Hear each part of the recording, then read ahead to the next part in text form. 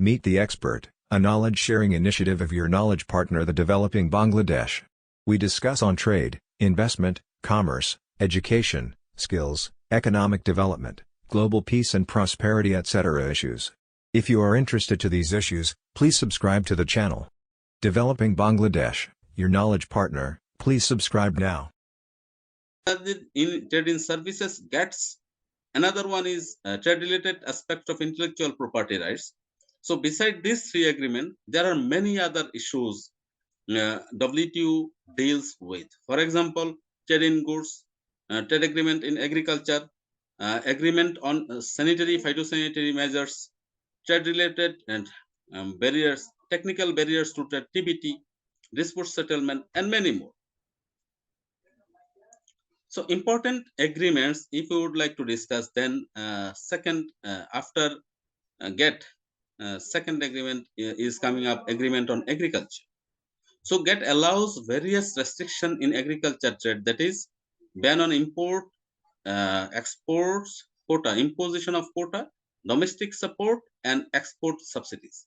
You know, if all country has to comply with equal level of tariff, then obviously, or if all country become open, then the least developed countries or developing countries will lose market to the developed world.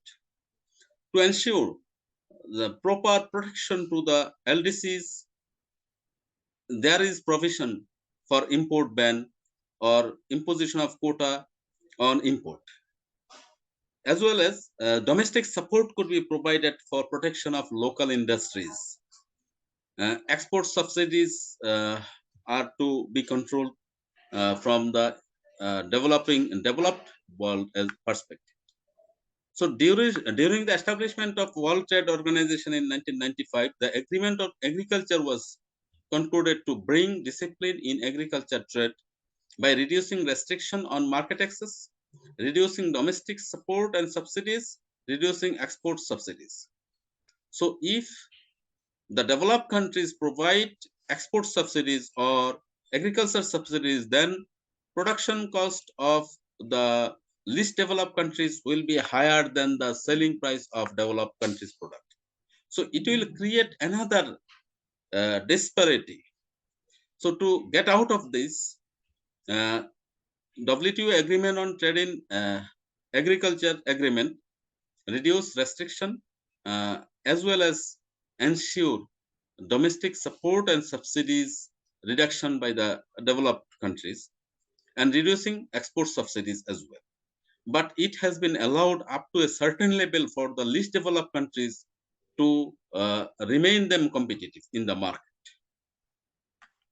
Then second important agreement is agreement on sanitary and phytosanitary measures. This is actually a safeguard for human health as well as safeguard for plant health, so that contaminants or diseases cannot be transferred from one place to another place. These sanitary measures means if anything is harmful for human health or animal health, so it could be prohibited. Import could be banned through sanitary measures. Similarly, if any goods is harmful or contaminants is harmful for plant health, then it could be import ban could be imposed through phytosanitary measures. So SPS agreement provides the rights for sanitary and phytosanitary measures for protecting of human and animal health as well as plant health. So it is a very good arrangement to ensure global healthy generation, because in 2020 we all observed that how coronavirus, that is COVID-19, started in China and spread out throughout the globe, and it just captured life, thousands or crores of life around the globe. If this sanitary and phytosanitary agreement could be imposed practically, and this sort of this sort of contamination could be reduced.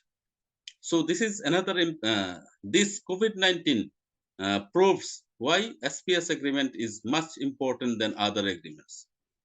So it cannot be applied discriminatorily. If you ban import of any particular products with any particular contaminants, then it should be equally imposed. Cannot be aimed at creating obstacle to trade.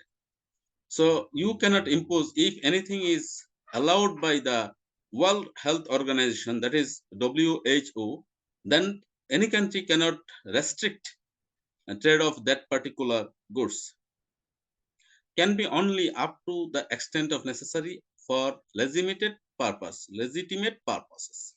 So your objective must be clear why you are imposing SPS measures on particular import.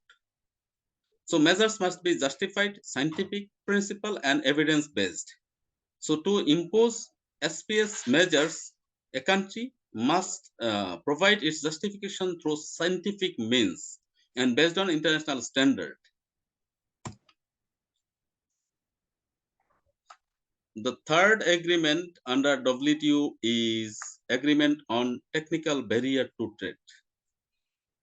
Actually, the objective of World Trade Organization is to open up the global market, to create a level playing field, and to increase the standard of living uh, of the people of member states. But this technical barrier to trade, this agreement is an international trade standard, technical regulations, and conformity assessment procedures are taken by this particular agreement. So what are they? Protection and safety, health and life of human and animal plants.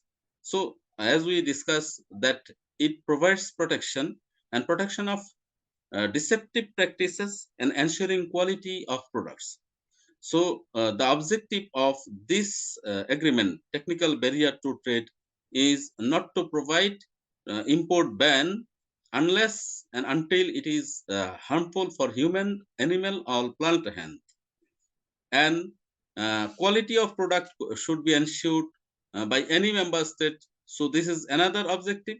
And the main objective of technical barrier to trade agreement is to establish a discipline for dealing with TBT issues. Because if there is no discipline, so countries will impose trade barriers, trade relevant barriers unanimously, of their own. But this particular agreement ensures that yes, you are allowed to ban imports or impose custom tariff or any sort of barriers, but it has to be justified according to the global standard. So, what is the structure of the World Trade Organization? You all can see in the screen that ministerial conference. All the commerce ministers of the member states meet once in a year in different places. So, ministerial conferences in Geneva or any other places is the highest body for taking any decision in the World Trade Organization. So, after this ministerial conference, uh, General Council. General councils are two types. General Council meeting as dispute settlement body and General Council meeting as trade policy review body. So this two General Council is the second highest body to determine any sort of decision of the World Trade Organization. Under General Council, there are several committees. For example, committees on trade and environment, trade and development, subs committees, least developed countries, regional trade agreements, balance of payment, restrictions, budget, finance, administration, working parties on excesses. So there are several committees.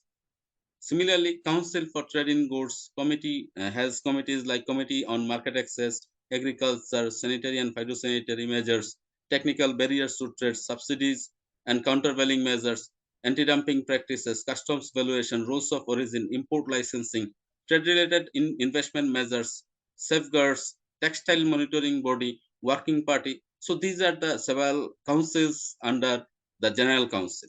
Council for Trade related aspects of international intellectual property rights. So IPR or TRIPS Council, Council for Trade in Services. So to facilitate, monitor trade in services, Committee on Trade in Financial Services, specific committee, working parties on domestic regulation on GATT rules. So these councils are working in the WTO. So from the council, it goes to General Council. General Council, it goes to the Ministerial Conference for approval.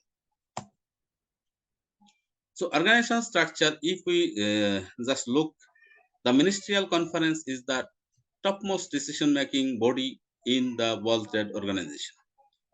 Second, it is composed. Developing Bangladesh, your knowledge partner.